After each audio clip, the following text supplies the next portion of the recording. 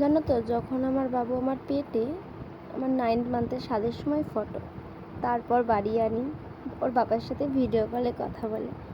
দেখতে দেখতে আমার বাবুটা একটু বড় হয়ে যায়, ওর মুখের হাসি ফুটে ওঠে। দেখতে দেখতে আমার সোনাটা 1 মাস কমপ্লিটও হয়ে যায়।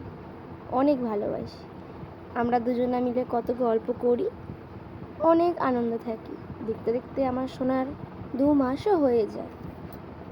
আমি মার কাছে বায়না করি যে আমার বাবুর একটা দোলনা লাগবে, তা আমার মা একটা দোলনা দেয়। আমার পাপা খুব মজা পায়, এখানে বসে ওর পাপার সাথে ল্যাপটপে কাজ করছে। আমি মাঝে টুক করে একটু সেলফি তুলে নিই, তখন আমি অনেক কষ্টে ছিলাম। আজ আমি অনেক হ্যাপি। এখানে আমি, আমার বুনু আর আমার সোনা, আর এখানে এই যে আমি আর আমার পাপা একটা ছোট্ট সেলফি তুলছিলাম। তারপরেই আসে আমার পাপার অন্নপ্রাশন দিন। এখানে এই যে আমার পাপা রাজার বেটার মতো রেডি হয়ে গেছে, আমি আমার বোনের সাথে সেলফি তুলছি। এই যে এটা আমার রাজা বেটা, অন্নপ্রাশনে ভাতু খাবে। দেখতে দেখতে অনেকটা বড় হয়ে গেল না আমার পাপা?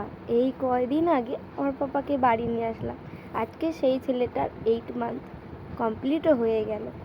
তারপর ভাতটা তো খেয়ে রাতের বেলা আমরা দুজনে একটু সাজুগুজু করে বের হই। এখানে ওটা হচ্ছে ওর ছোট দাদুর কোলে, আমাদের শ্যামচাঁদ মন্দিরে ঘুরছে। এটা হচ্ছে ওর দাদুর কোলে, ড্যাব ড্যাব করে তাকিয়ে আছে। আর এটা হচ্ছে আমার অল ফ্যামিলি, এখানে আমার সব মাসিরা, আমার দিদা, আমি আর আমার বুনু। সেই দিন তার পরের দিন আমার বুনুর বিয়েও ছিল বটে।